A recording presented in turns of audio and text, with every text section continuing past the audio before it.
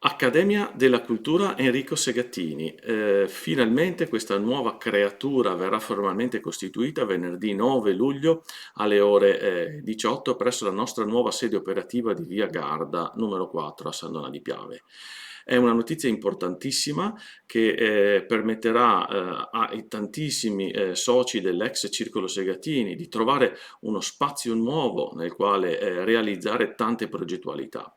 Sarà la sede operativa dei laboratori lirici sandonatesi, dell'Orchestra Filarmonica Enrico Segattini, del Coro Metropolitano Veneto, di una nuova scuola di musica che si chiamerà Scuola di Musica Enrico Segattini, di tutta una serie di laboratori dedicati ai giovani, in particolare al mondo dell'istruzione, con percorsi di approfondimento anche delle carriere scolastiche dei ragazzi.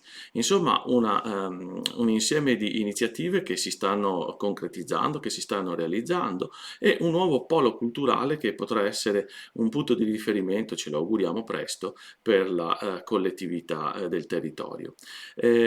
Prestissimo vi darò quindi le notizie di quelle che saranno le nostre programmazioni, le nostre uscite culturali, le nostre attività che credo possano essere di interesse comune per tutta la nostra comunità.